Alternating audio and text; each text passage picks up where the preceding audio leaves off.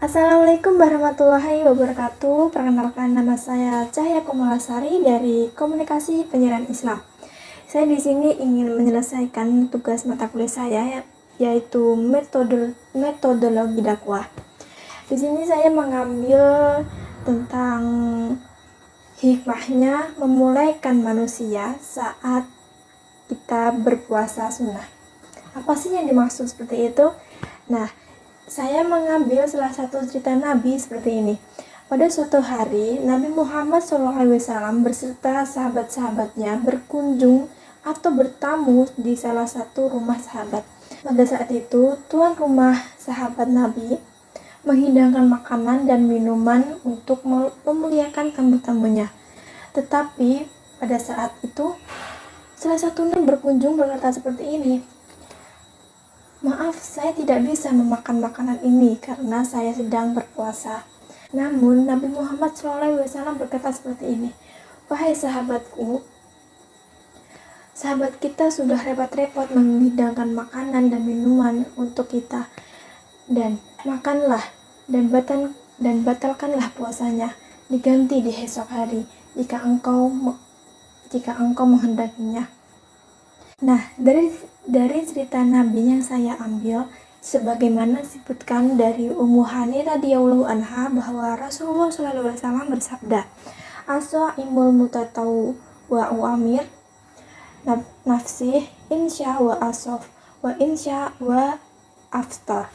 Yang artinya adalah orang yang melakukan puasa sunnah menjadi penentu dirinya. Jika ingin melanjutkan, dia bisa melanjutkannya, dan jika ingin membatalkannya maka diperbolehkan. Islam mengajarkan kita untuk memelihara silaturahmi dengan saudara, terutama dengan sesama muslim. Salah satu cara menjaga silaturahmi adalah dengan memuliakan tamunya. Selain membuat tamu senang, amalan ini juga memiliki keutamaan, yaitu akan dilapangkan rezekinya dan akan dipanjangkan umurnya. Seperti dalam hadis yang diriwayatkan dalam hadis riwayat Bukhari dan Muslim. Seperti yang diriwayatkan dalam hadis Bukhari dan Muslim yang berbunyi, "Man kana yu'minu billahi wal yaumil akhir falyu'rim dhaifah." Yang artinya, barang siapa yang beriman kepada Allah dan hari akhir, maka hendaklah dia memulaikan tamunya. Tujuannya adalah agar umat Islam saling menyambung silaturahmi kepada sesama muslim, biar tidak ada pecah belah antara sesama muslim. Dengan begitu, kita bisa menjadi rukun, enak, tentram, dan tentunya akan menuju ke jalan yang benar. Apakah memuliakan tamu itu hanya dengan menghidangkan makanan atau minuman? Jadi dalam Islam mengajarkan tentang adab seorang muslim tentang memuliakan tamunya. Yang pertama adalah kita harus menyambut para tamu dengan baik, dengan tutur kata yang sopan, terutama dengan salam, yaitu assalamualaikum, dan memberi sambutan yang hangat dan penuh dengan senyuman yang manis. Yang kedua adalah menyediakan makanan atau minuman yang layak bagi para tamu. Tidak harus mewah atau lezat, yang penting kita ikhlas menyediakan makanan karena niat sedekah atau niat karena Allah SWT. Menyediakan makanan dengan sederhana. Yang ketiga adalah memberi tempat duduk yang nyaman bagi para tamu agar kita bisa nyaman berbincang-bincang, bisa menukar cerita seperti itu. Yang keempat adalah ketika tamu ingin pulang, kita harus mengantar sampai ke depan pintu dan mendoakan agar tamu kita selamat sampai rumah. Beberapa adab dalam memuliakan tamu tersebut menggambarkan betapa mulianya hati seorang muslim terhadap para tamunya. Satu hal lagi, memuliakan tamu juga menunjukkan bahwa seseorang memiliki keimanan yang tinggi kepada Allah Subhanahu wa Ta'ala.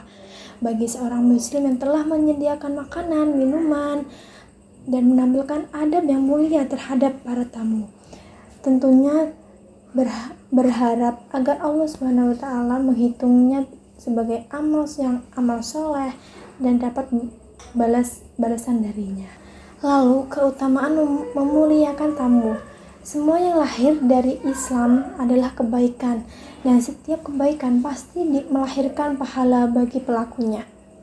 Termasuk anjuran memuliakan tamu, karena semua yang diperintahkan kepada muslim untuk dilaksanakan pasti memiliki keutamaan. Perintah memuliakan tamu bahkan datang Rasulullah SAW sendiri. Artinya memuliakan tamu adalah bagian dari sunnah beliau. Jadi kita jangan malas-malas melakukan apa yang dilakukan oleh Rasulullah SAW, termasuk memuliakan tamu tersebut. Selain bagian dari Rasulullah SAW, memuliakan tamu akan dapat pahala yang besar dari Allah Subhanahu wa Ta'ala. Bahkan pernah menyebut bahwa orang-orang yang melakukan memuliakan tamu, sesungguhnya ia telah menyebarkan kebaikan. Selain itu, memuliakan tamu merupakan salah satu menjaga hubungan silaturahmi, hubungan sosial sesama anggota masyarakat. Dengan begitu, hubungan persaudaraan di antara semua umat muslim akan semakin erat. Satu hal lagi tak kalah penting, jika seorang memuliakan tamunya, maka dia akan mendapatkan yang baik dari tamunya tersebut. Hal ini pun disabdakan oleh Rasulullah SAW dalam hadis riwayat Abu Dawud. Tidaklah seorang tamu yang datang ke rumah seseorang, kemudian tamu itu dibiarkan di depan pintu, kemudian tamu itu pergi, kecuali orang yang tinggal di rumah itu berdoa, "Ya Allah, berikanlah kebaikan kepada seseorang yang memberikan kami makan dan minuman ini. Balaslah mereka dengan kebaikan yang lebih baik."